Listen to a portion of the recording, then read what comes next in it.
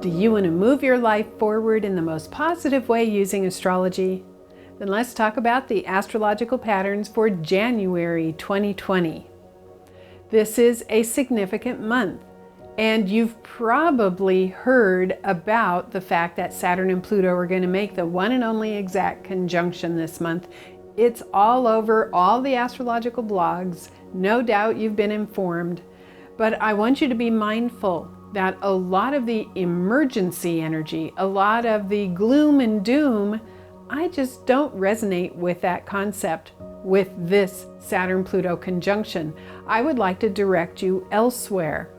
What I see happening is that all the hard work that we have had for the past year, for 2019, is going to pay off in January during this exact conjunction. Because when Saturn and Pluto come together, that's the phrase I use. Hard work pays off.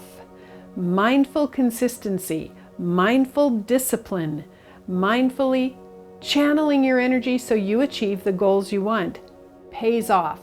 So let's redirect our focus to something positive like that. Hard work pays off, okay?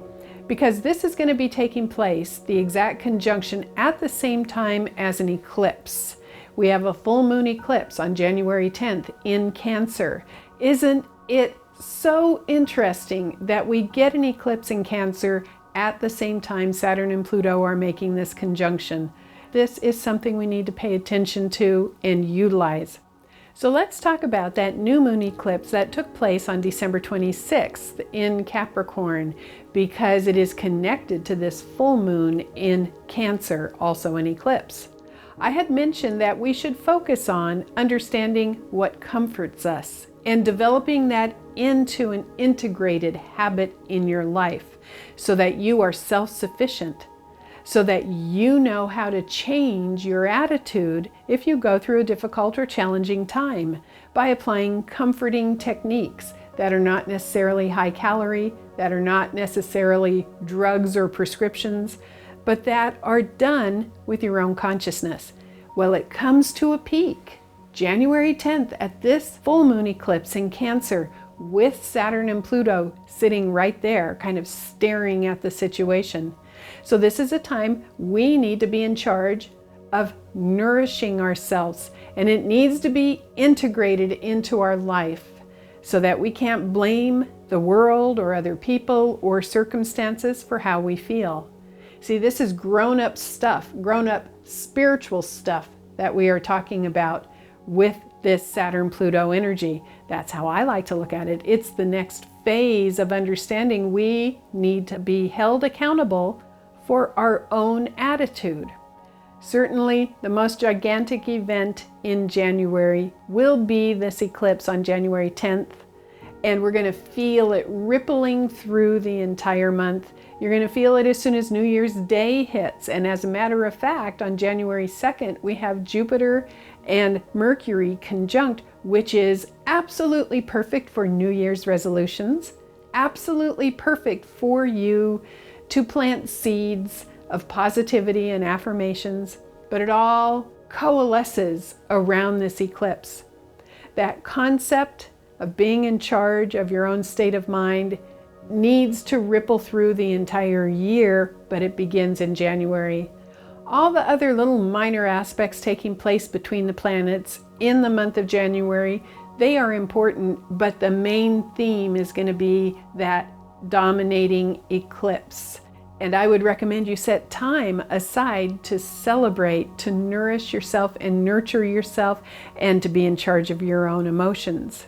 And then that leads us to the next new moon, which is going to be January 24th, and it's in Aquarius. Totally different energy when we have an Aquarius new moon, because this takes us into the intellectual realm, the realm of thinking and communicating, rather than the realm of feeling and emotion, which is that Cancer full moon. So the new moon on January 24th in Aquarius sets in motion the daily activity of saying the words that you want to say in order to have alignment with the realities that you want to manifest. That new moon in Aquarius on the 24th is also very much connected to humanitarianism, loving each other. It is very much oriented to the unconditionally loving and accepting energy.